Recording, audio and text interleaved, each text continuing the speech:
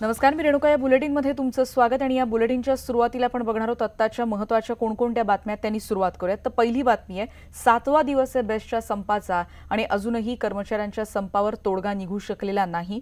त्यामुळे हायकोर्टातच संपाबाबत होणाऱ्या सुनावणीकडे सगळ्यांचं लक्ष असेल. बेस्टचा संप चिघळलाय, त्यामुळे गेल्या आठवडाभरापासून मुंबईकरांचे चांगलेच हाल होत आहेत. दुसरी बातमी महत्त्वाची ती म्हणजे मराठा आरक्षणाला आव्हान देणाऱ्या एमआयएम आमदार इम्तियाज जलील यांच्या याचिकेवर आज हायकोर्टात सुनावणी होणार आहे.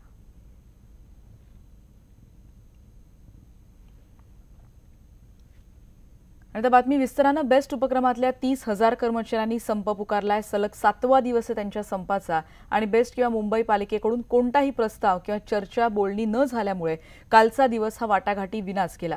या संपावर तोडगा काढण्यासाठी मुख्य सचिवांनी तातडीची त्याआधी बैठक बोलावली, ज्याला शशांक रावही उपस्थित राहणार आहेत. आणि बेस्ट संपावर हायकोर्ट आज नेमकं काय होत आहे त्या सुनावणीकडे सगळ्यांचंच लक्ष असेल. हा संप चिघळलाय, त्यामुळे गेल्या आठवडाभरापासून मुंबईकरांचे चांगले हाल होत आहेत. पहिल्यांदाच हा संप 7 दिवसांपर्यंत लांबलेला आहे. महाराष्ट्र नवनिर्माण सेना या संपात उडी घेतली आणि तोडगा काढला नाही तर मुंबईत रस्त्यावर उतरून आंदोलन करू असा इशारा त्यांनी बेस्ट प्रशासनाला दिलाय. संप 100% यशस्वी होत असताना गेल्या 6 दिवसांपासून चालक आणि कंडक्टर्सनी आगाराकडे येणं आता बंद केलंय.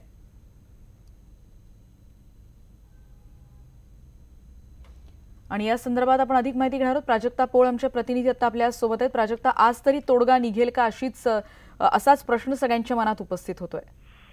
नक्कीच रेणुका, जर बघायचं झालं तर आजचा बेस्ट संपाचा हा 7वा दिवस आहे आणि आजच्या 7व्या दिवशी तरी तोडगा निघेल का याकडे सगळ्यांचं लक्ष लागले. ज्या पद्धतीने आपण बघतोय की बैठकांचं सत्र जे आहे ते सुरू आहे. गेल्या अनेक दिवसांपासून या बैठका सुरू आहेत, परंतु मग यामध्ये फक्त चर्चा होतीये. आता मंत्रालयामध्ये मुख्य सचिवांकडे जी आहे बेस्ट संपासंदर्भात बैठक बोलवलेली आहे. शशांक राव त्या बैठकीला जे आहेत ते पोहोचलेले आहेत आणि मुख्य सचिवांकडे या संदर्भातली चर्चा होणार आहे. मुख्य मुद्दा असा आहे की बेस्टच्या विलिनीकरणाचा, बेस्टचं जे बजेट आहे त्याचं विलिनीकरण करण्यात यावं या संदर्भातला हा प्रश्न आहे आणि तिथे अनेक ज्या गोष्टी आहेत त्या अडलेल्या आहेत. आता कोर्टामधल्या सुनावणीकडे सगळ्यांचं लक्ष आहेच, परंतु आता यामध्ये राज्य सरकार हस्तक्षेप करून काही तोडगा काढण्याचा प्रयत्न करते का, राज्य सरकार कशा पद्धतीने हस्तक्षेप करणार आहे हे बघणं सुद्धा महत्वाचं ठरणार आहे. त्याचबरोबर उद्धव ठाकरेंनी सुद्धा आवाहन दिलेलं आहे की आम्ही चर्चेला तयार आहोत, आपण तोडगा काढला पाहिजे.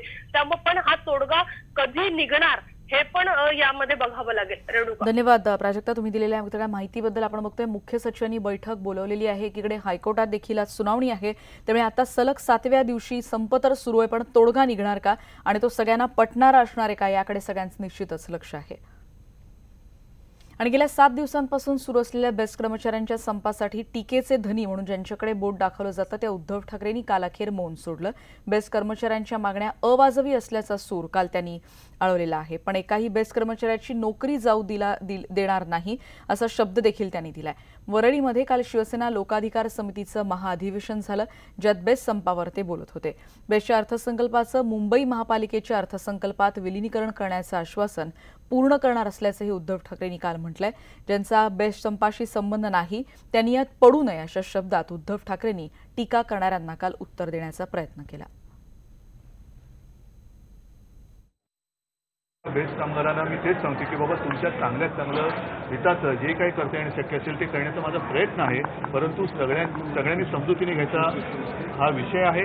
उगाचच अवाजवी मागण्या मागितल्या आणि बेमुदत संप केला तर एक दिवस असा दुर्दैवाने येईल की तिजोरी रिकामी तर झालेलीच आहे, तर पगार देणं सुद्धा कठीण होते. माझ्या बेस्ट कर्मचाऱ्यांच्या एकाही कर्मचाऱ्याच्या नोकरीला धक्का लागणार नाही ह्याची शाश्वती ही शिवसेना तर घेतेच आहे आणि महापालिकेला पण तसं करायला आम्ही भाग पडू आणि भाग पाडण्याची पण गरज नाही, ते त्याला तयारच आहे.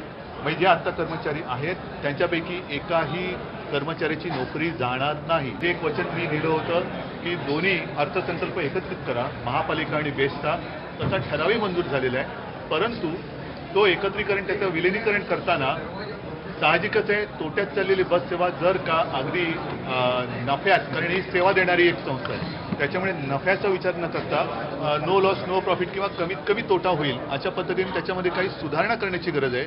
त्या सुधारणा सुद्धा या मान्यताप्राप्त युनियनसमोर ठेवलेल्या आहेत. आणि बेस्ट कर्मचाऱ्यांच्या मागण्यांना अवाजवी म्हणणाऱ्या उद्धव ठाकरेंना बेस्ट कर्मचारी संघटनेचे अध्यक्ष शशांक राव यांनी काय म्हटलंय तेही बघूयात. माझं सरळ मत आहे की आमच्या सर्व मागण्या वाजवी आहेत, एकदम रास्त आहे. आज 2007 नंतर भरती झालेला कामगार त्याचं 14,000, 15,000, 16,000 असा पगार आहे. किमान वेतनापेक्षा त्याला पगार मिळतो. त्याच्यामध्ये त्यांनी घर कसं चालवायचं हा त्याचा प्रश्न आहे. आणि शिवसेनेचं स्वतःचं जे जाहीरनामा आहे त्याच्यातली सुद्धा ही मागणी आहे. त्यामुळे ते हे सांगू शकणार नाही की ही मागणी रास्त नाही आहे.